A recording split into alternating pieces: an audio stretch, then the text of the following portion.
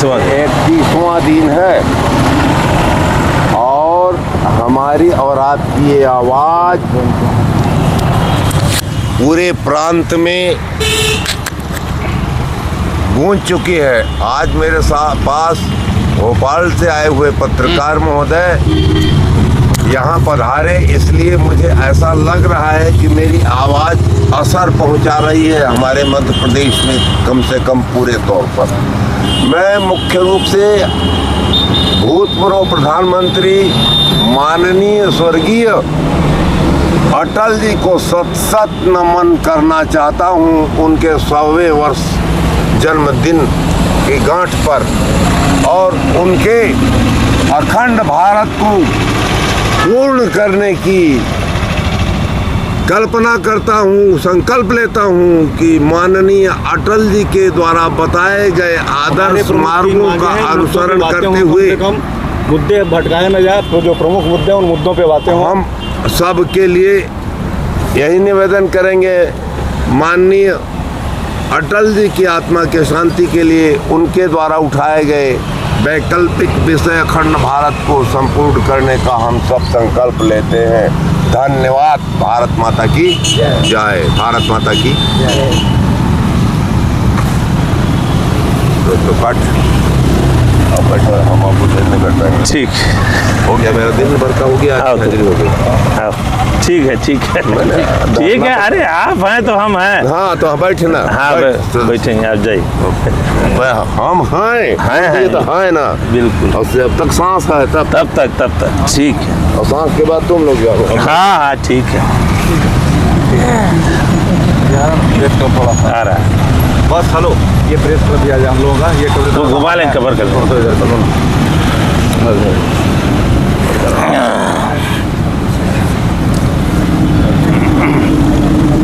Bike है, sound है।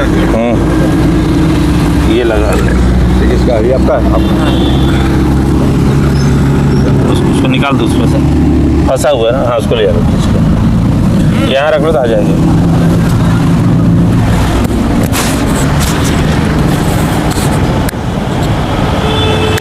अरे इस पे रख दो, आवाज़ बराबर कर।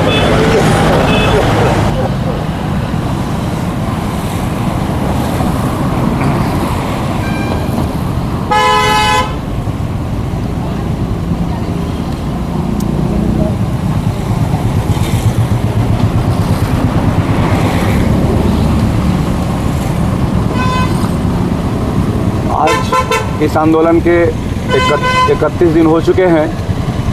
बड़े दुर्भाग्य की बात है कि जो चौथा स्तंभ है प्रजातंत्र का, हम लोग यहाँ पे पत्रकार साथी बैठे हैं। हमारी मांग है, प्रदूषण की मांग है, रोजगार की मांग है, प्रेस क्लब की मांग है। तो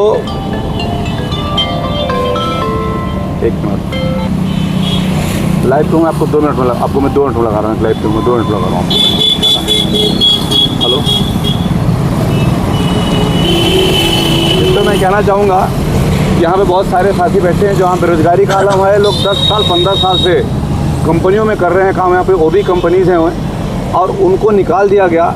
इनका आरोप है जो वर्तमान विधायक हैं, अपने लोगों को, यहाँ के सत्ता पक्ष के लोग, यहाँ के जिलाध्यक्ष और यहाँ के प्रशासन के लोगों ने निकाल के इन लोगों की रोजी रोटी छीन के नए लोगों की अपॉइंटमेंट कर दिया, नए लोगों की भर्ती कर दिया। ये बहुत दुखद है। हमारी मांग है कि जांच किया जाए और जांच करने के बाद जो वाकई में जो टेक्निकल लोग हैं, ऐसे लोगों को रोज़गार दिया जाए, और जो 10 साल 15 साल से नौकरी कर रहे हैं ऐसे साथियों को फिर से जॉब पे रखा जाए। क्योंकि कहीं न कहीं ये इनके बच्चों के पास फीस नहीं है, बेरोजगारी का आलम है कि रोड पे आ चुके हैं और इनके पास कोई रास्ता नहीं है, क्योंकि और टेक्निकल में काम आता नहीं है, मजदूरी कर नहीं पाएंगे। इसलिए ये लोग यहाँ पे बैठे हैं। 31 दिन से कुछ साथी बैठे हैं। तो उद्देश्य है कि जाँच किया जाए कि क्यों नए लोगों को क्यों भर्ती किया गया, पुराने लोगों क्यों निकाला गया।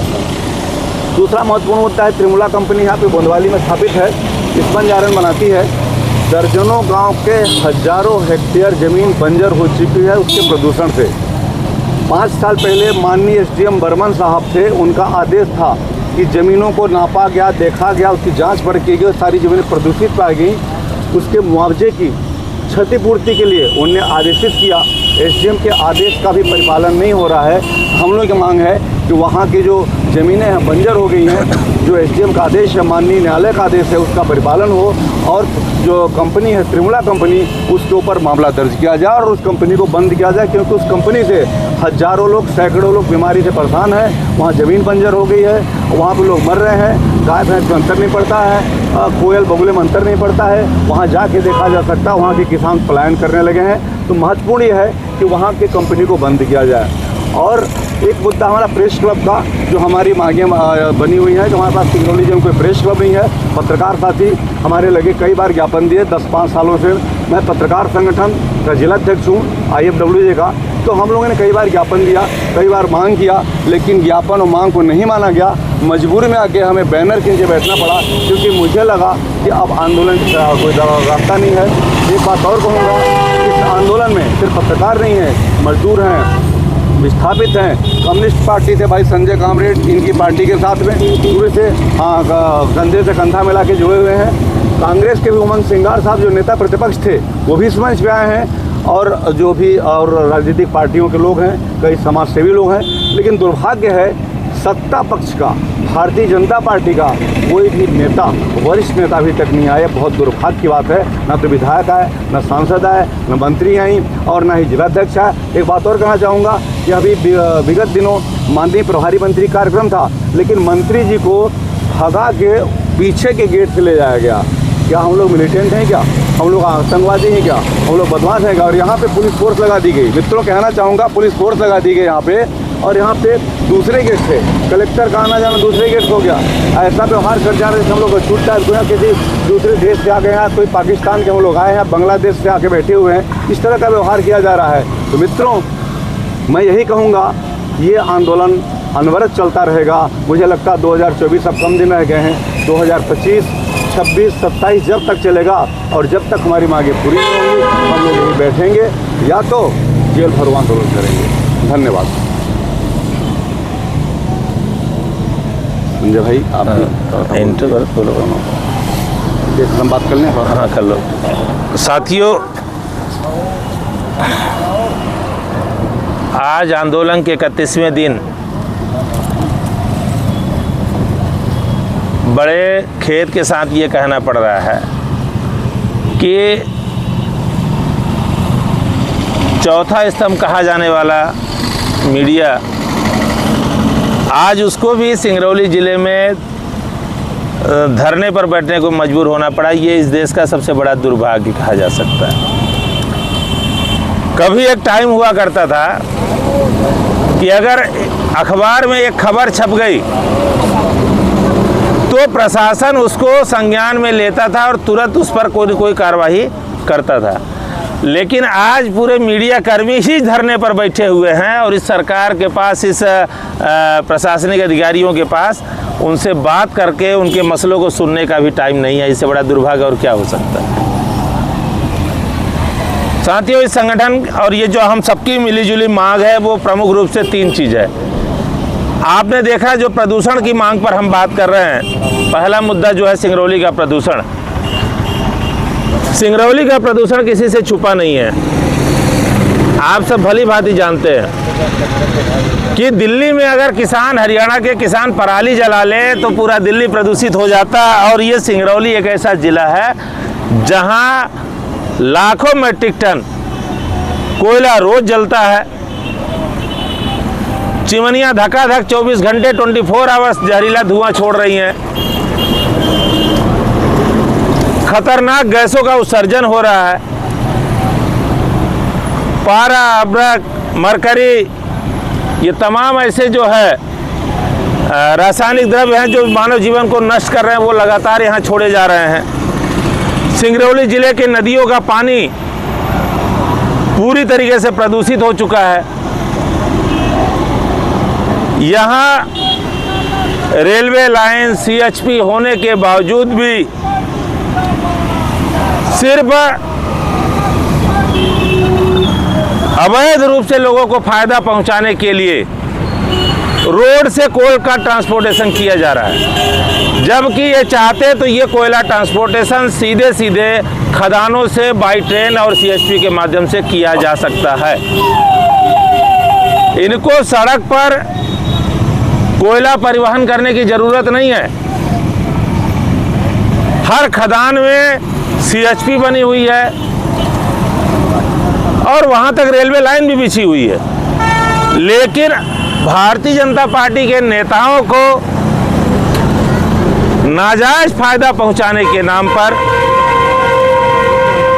सड़क से कोल ट्रांसपोर्टेशन किया जा रहा है।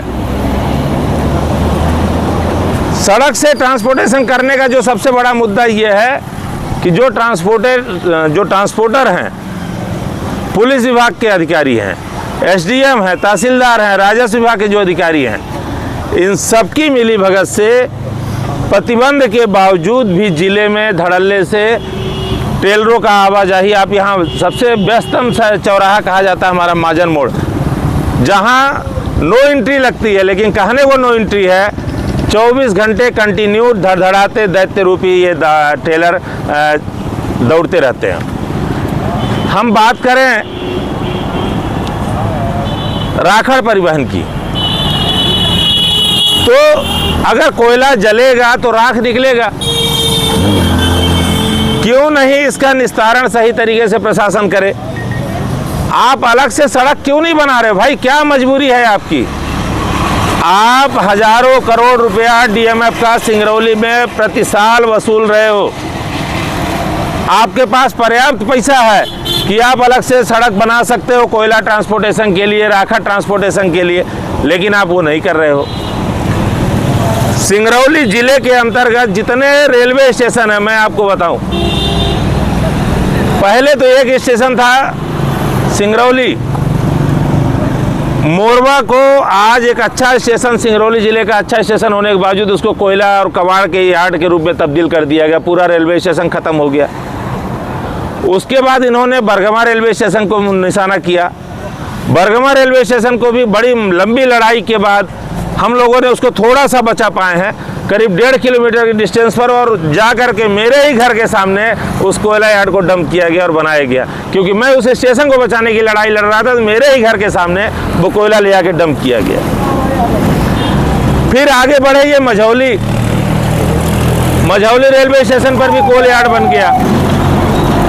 देवरा ग्राम स्टेशन था, देवरा ग्राम स्टेशन पर भी कोल यार्ड बन गया। गजरा बहरा रेलवे स्टेशन था, वहाँ भी कोल यार्ड बन गया। और बचा खुचा सराय रेलवे स्टेशन था, वहाँ भी जो है इन्होंने कोल यार्ड बना दिया। मतलब इनको सिर्फ और सिर्फ कोयला ढुलाई करने से मतलब है, लोगों के जीवन से कोई लेना देना नहीं, सिंगरौली के प्रदूषण से कोई लेना देना नहीं, यहाँ की आम जनता से कोई लेना देना नहीं। ये स्थितियाँ आज सिंगरौली जिले की हैं। हम बात करें साथ ही प्रदूषण की, तो सिंगरौली जिले के जितने नदी नाले हैं, खास तौर से रिहंद डैम है, काचन डैम है, और भी बाकी जो नदियां हैं, जुड़निया डैम है,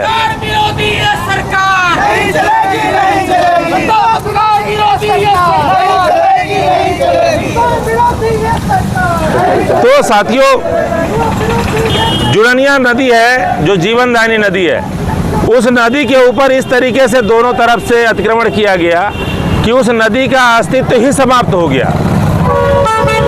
कचनी नदी है बाजू में, यहाँ से 2 किलोमीटर के बाद, उस कचनी नदी में इन खदानों का दूषित पानी, इन कारखानों का दूषित पानी उस कचनी नदी के माध्यम से बहाया जा रहा है। हजारों आदिवासी परिवार हैं जो जंगलों में निवास कर रहे हैं, वो इन्हीं नदी नालों का पानी पीने को विवश हैं, क्योंकि उनके पानी पीने के लिए कोई दूसरा विकल्प नहीं है। बाजू में आप देखेंगे मुड़वानी डैम है, मुड़वानी डैम के आसपास बैगा बस्ती है। पूरे खदानों का दूषित पानी उस मुड़वानी डैम में छोड़ा जाता है, और उसी दूषित पानी को मुड़वानी डैम के आदिवासी पीने को मजबूर है।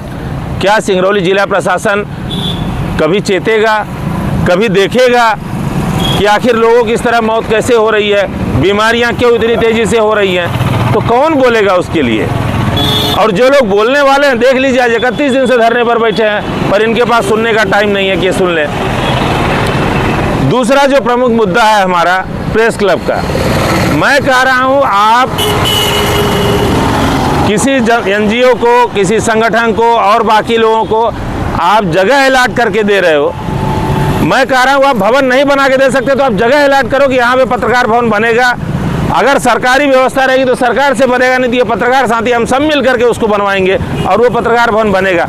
आज 30 दिन में भी यहाँ के एसडीएम और तहसीलदार को इतनी फुर्सत नहीं मिली कि वो आ करके पत्रकार साथियों के साथ बातचीत करें और इस मसले को समाधान करें। मैं ये कहना चाहता हूँ पत्रकार भवन तो आपको देना ही पड़ेगा। आज दोगे, कल दोगे, परसों दोगे, 10 दिन बाद दोगे, 1 साल बाद दोगे, लेकिन जब तक सिंगरौली के पत्रकारों को पत्रकार भवन नहीं दोगे ये लड़ाई अनवरत जारी रहेगी। साथियों, अंतिम मुद्दा है हमारा ये जो बेरोजगार साथी बैठे हुए हैं। डीवीएल ही नहीं, अकेले पूरे सिंगरौली जिले का जो आलम है वो मैं कहना चाहता हूँ। डीवीएल अलग से कुछ नहीं कर रही है। यहाँ पे एक सबसे बड़ा उद्योग चल रहा है दलाली उद्योग। आप 5 साल, 8 साल, 10 साल नौकरी करके अनुभव है, सब कुछ है, आप किनारे जाओ। जो आदमी यहाँ के नेताओं को 1 लाख 2 लाख रुपया देगा, उसके नाम पर चिट लग जाएगी, वो चाहे अंगूठा छाप हो, कुछ जानता हो नहीं जानता, उसकी नौकरी लग जाएगी। लेकिन जो अनुभवी है, जो काम किया हुआ है, आज ये लोग बैठे हुए यहाँ पे इस बात से लेकर के, तो ये आज दर दर की ठोकर खा रहे हैं। इसी कलेक्टर साहब ने जांच कराई और एक आदेश दिया कि जो सीरियल से जो लोगों की लिस्ट आएगी उसके हिसाब से भर्ती की जाएगी। भाई राम के समारा बैठा हुआ, उसके आगे वालों का हो गया, उसके पीछे वालों का भी हो गया, बीच में अटके हुए। ये सभी साथी आपको दिखाएंगे इन सबको, इनके आगे वालों का हो गया, इनके पीछे वालों का हो गया, लेकिन ये मौजूद है अभी। वो हमारे भाई साहब है, तहसीलदार ने पानी भी पिलाया, उठा के भूख हड़ताल में बैठे थे इसी जगह पे। तो ये हालत है साथियों। अब इसमें जो सबसे बड़ा मसला ये है कि इस दलाली प्रथा के खिलाफ जांच नहीं होगी जब तक इन कंपनियों की। इन्होंने भर्ती की तो किस आधार पर भर्ती की, किसके कहने पर भर्ती की, इनका बायोडाटा, इनका रेफरेंस लेटर, वो सारा कुछ जब सार्वजनिक होगा तब जाकर के इस दलाली उद्योग पर रोक लग पाएगी और हमारे साथियों को रोजगार मिल पाएगा। इसलिए हमारे सिर्फ 3 मांग है। सिंगरौली जिले के नदी नालों को प्रदूषण मुक्त करें, रोड ट्रांसपोर्टेशन के लिए अलग से सड़क बनाएं, सिंगरौली में हो रही दुर्घटनाओं पर रोक लगाएं और प्रेस क्लब तत्काल आरक्षित करें। ये 3 मांगें हमारी हैं और 3 मांगों के निराकरण के लिए जब तक इनका निराकरण नहीं होगा तब तक ये लड़ाई जारी रहेगी। आज 31 दिन हुआ है, 2024 समापन हो रहा है, 2025 लगेगा, लेकिन जब तक सिंगरौली को प्रदूषण से मुक्त नहीं किया जाएगा, जब तक अलग से सड़क का निर्माण नहीं किया जाएगा, दुर्घटनाओं पर रोक नहीं लगेगी, तब तक ये आंदोलन अनवरत जारी रहेगा। धन्यवाद साथियों। नहीं, अभी नहीं।